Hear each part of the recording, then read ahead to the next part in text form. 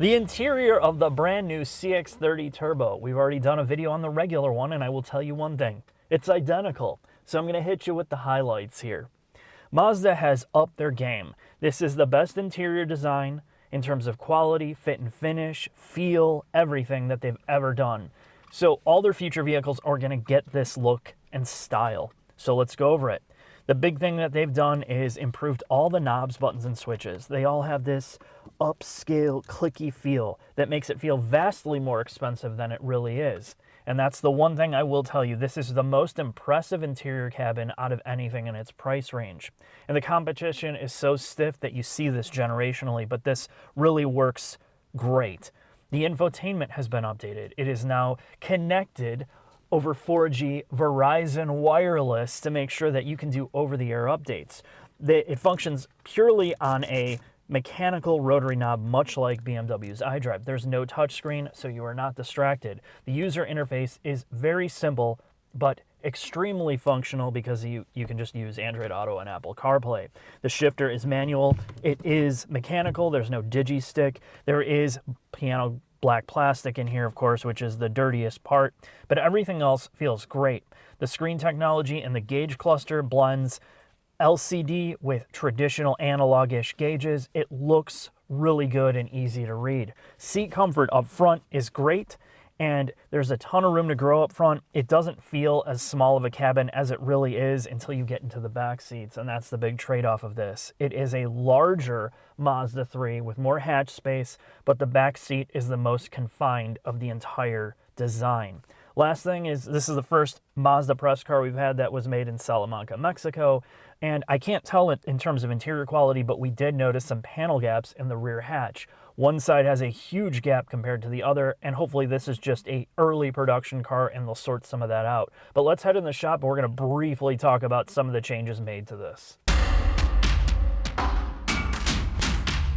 Underneath the CX-30 Turbo, you might be wondering about all the changes they made here. And to be completely honest, they didn't do a whole hell of a lot.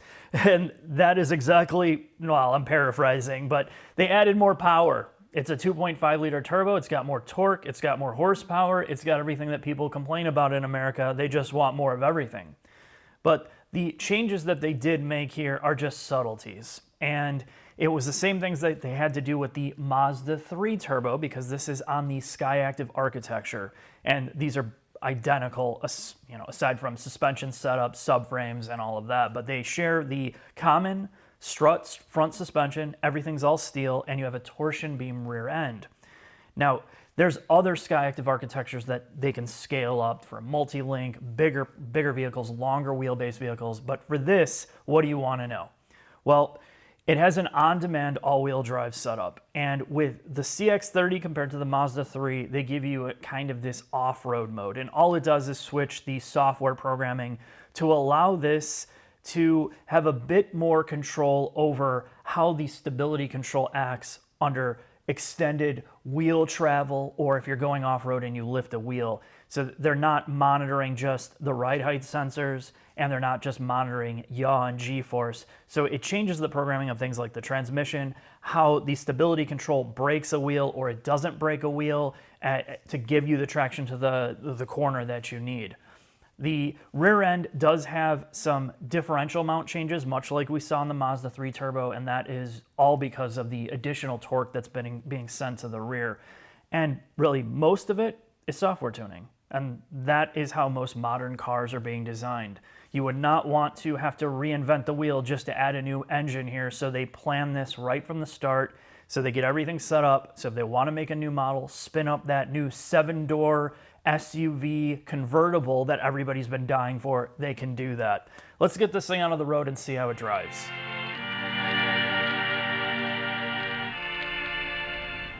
CX-30 Turbo, Jack. You ready? Oh yeah.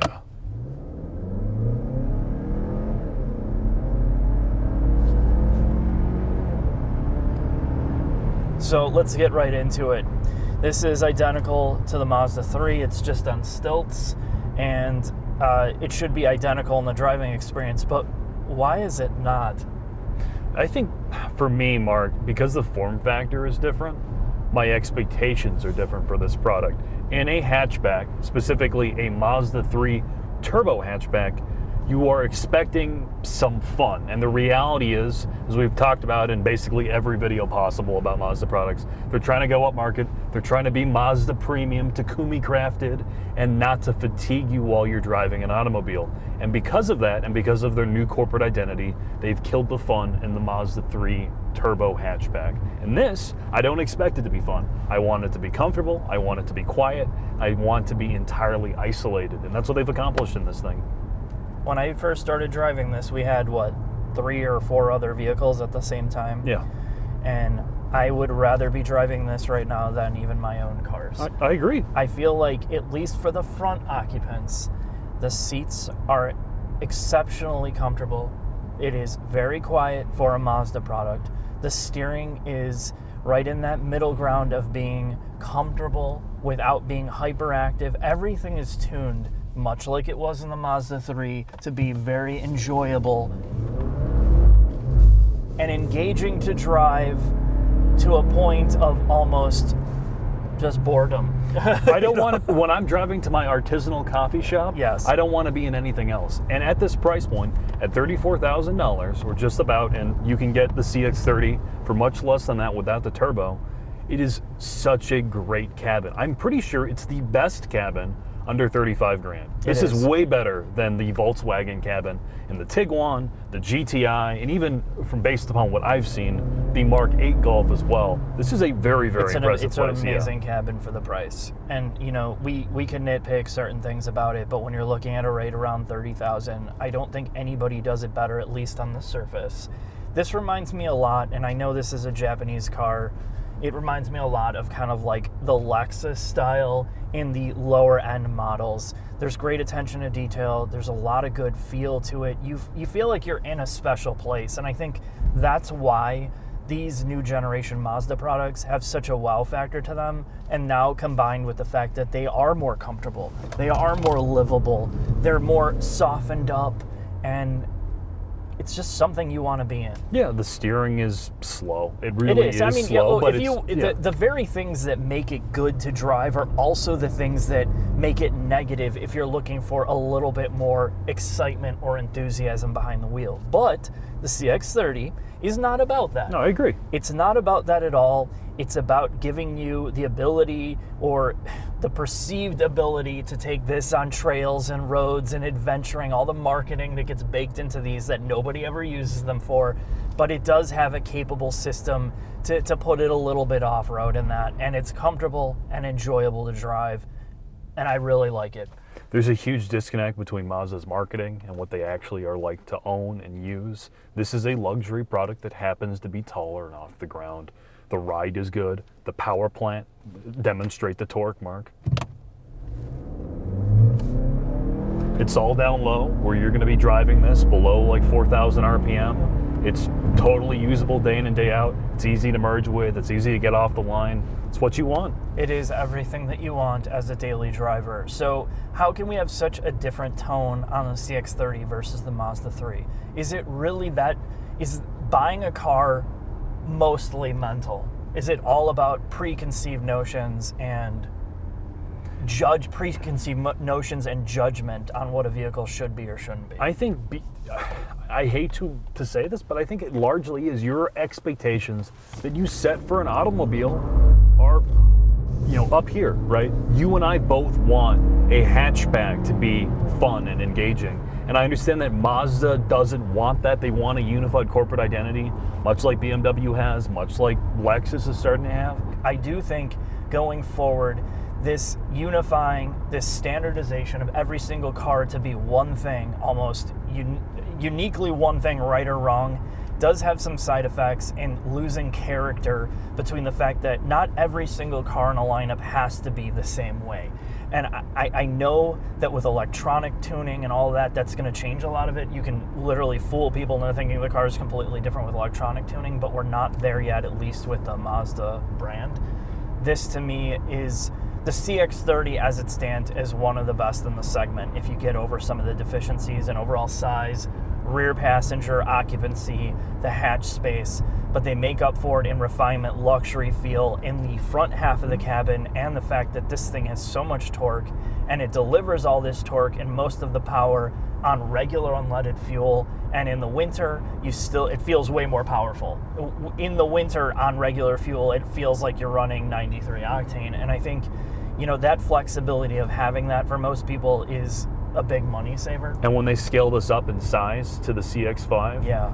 Mazda's going to be in a really, really strong place. You and I both like the brand. I think most of our viewers know that. We like the brand because they do try it. With that said, Jack, let's get into the final thoughts. All right.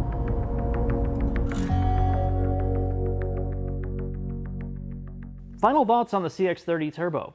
When you hear Mazda's sales pitch and all their buzzwords about premium, upscale, Takumi crafted, how you're horse and rider with one, how I could open up a wine and cheese shop and become a model if I drive a CX-30, I will say, when you scrape all of that away and you boil it down to you and the product, all of that works here. It's exactly what they set out to do with the SUVs works great.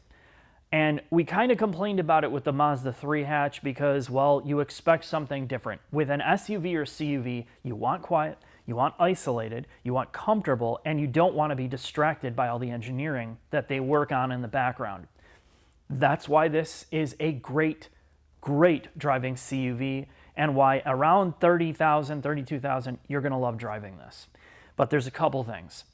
Now that you've added the higher horsepower engine and all-wheel drive, it makes, again, it transforms it from feeling like an economy car where it was with front-wheel drive and, of course, the naturally aspirated motor into near kind of like that entry-level luxury car-ish feel.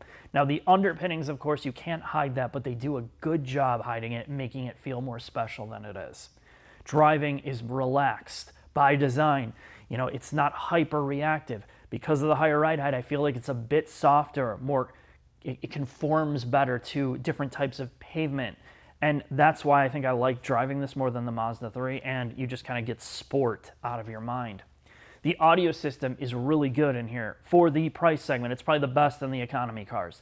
The harmonic distortion is really low when you keep the volumes at lower levels. It is a bit warm and it is a bit bass heavy, and I will say the speaker quality or drivers are what's holding it back from being better. I think once they get up into the $50,000 price range with newer cars, they're going to have to look at driver quality, maybe spend some more money there. But you're really going to appreciate the audio system in here. Last but not least, it's the size, right? If you know coming in, this is a smaller, almost like compact SUV, crossover SUV, you're not getting a ton of space. You're not getting a ton of space in the back seats. And you have a small family, or it's just you and whoever you're with, you're going to love how well this thing operates without being an enormous boat. So we've only had this for 2 days. It was a launch vehicle. So when I get more time in it, I might have different feelings and thoughts about it. As it stands, it is great. The Turbo adds a lot in terms of usability and capability to drive. Thanks for watching. I'll see you next time.